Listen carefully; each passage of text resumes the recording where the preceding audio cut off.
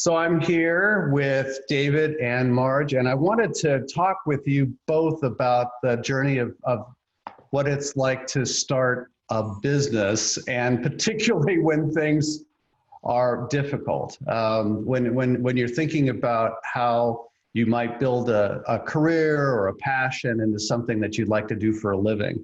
You know, David, you had a vision for the way you wanted to present cuisine and introduce new ideas in a very fresh way. Do you have any recollections of what was going through your head when you were starting the journey you're on right now? And what you kind of wish you knew then that you know now about it? Just to give an example of how little I knew about opening a restaurant or starting a business, I was completely dumbfounded and shocked at sales tax.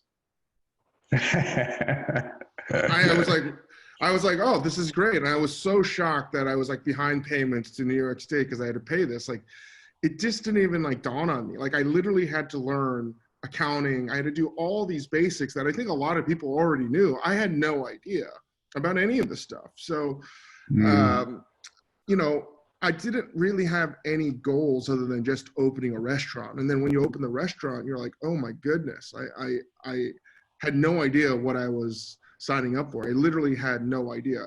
It was certainly tied by some lofty ideals of making great food affordable and accessible. But outside of that, I had no know-how whatsoever. You know, when you started on that process, you got to know what it meant to be expressing yourself creatively. And then when you start to try to open restaurants and do it at scale, and Marg, if you could weigh in on this too, it's a matter of then starting to be able to harness creative people and help them find some ownership in this vision that you had for what you wanted to cook up and wanted to serve the world. How do you go about recruiting the best creative people and how do you get them kind of engaged in that vision? Yeah, I mean, I think that's been, you know, as Momofuku grew, the most interesting part has been how do you translate a lot of this? And we're not, I think, a typical restaurant group, and it would probably be easier if we had every recipe down to the gram and, you know, each concept was exactly like the other. But the way that we've been able to find success is by having each concept follow its own molds. And a lot of times it's Dave helping the executive chef of the restaurant kind of find their contribution, their vision, like what they want to put out. And that process, I mean, Dave can be the first to attest, is not an easy process by any means. Right. It's not just, you know, it's honestly, the technical aspect is not at all the issue. It's getting someone to that place that Dave just described, where they can be creative and not kind of hampered in by whether it's what they think it's supposed to be, what they think the expectation of the restaurant is or the customer. And that's been where, you know, Dave, as we've grown, has spent a good amount of his time, just because that process is the hardest part of all of this, I'd say. Mm-hmm. You know, I mean, Marg has been a great translator of this process, and that's why she knows Momofuku in so many ways better than me. And like, the best way I could describe it is it's for the creative process, trying to find people that want to get over their stage fright of being creative.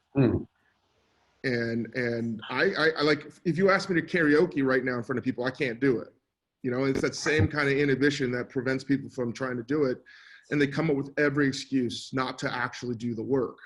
And I actually found there's probably some correlation in my mind is the more talented you are and the more you can actually sort of imagine an outcome, the less likely you are to actually try it. And that actually prevents you from growing. And in this business, we're not asking you to be an electrical engineer or a rocket scientist. We're asking you to accumulate as many scenarios and decisions as possible. And one of the reasons why I genuinely love this business, for all its absurdity, is it's hard work, and the actual act of doing something is the great equalizer versus talent. And that's what I love, is someone may not have the aptitude in a certain bucket in cooking, but they're they're a better coach than they are a player, you know, and you find these things out.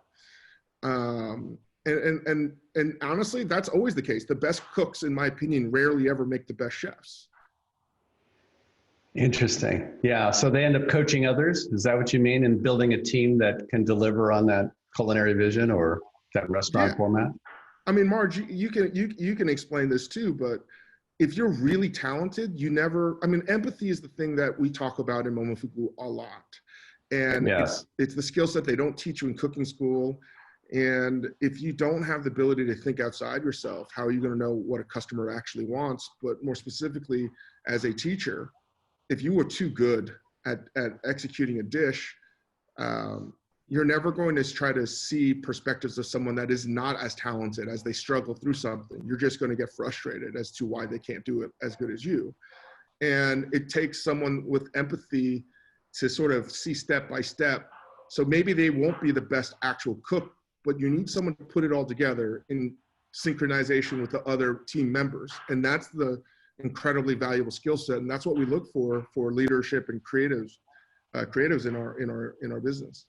Yeah. I mean, Mark, we talk about this a lot. Like, we are 1000% not a company that looks for, A+ players, right? That there is this skill set you need. All of those things are the things that we actually find to be teachable. It's, as Dave said, it's like a willingness to learn, a willingness to, screw up and try again. If you have those kind of founding principles, then everyone can get better and grow. And I think, obviously this pandemic is going to change a lot, but prior to it, there was a real glut of restaurants and a real shortage of talent. And so if you were just looking for A+ players, you were ultimately going to lose anyway, because the only way to grow and to open more restaurants and to be a better group is to teach and to grow internally. And, you can't get there by just trying to select, the best players that, as Dave said, might technically be there, but don't have the heart or the empathy to be a long-term impact on the company. But that's the thing, is we're gonna take the chance on the individuals that we believe, number one, first and foremost, have the integrity. And integrity in my world, in our restaurant, is defined as, can you make the right decision under duress?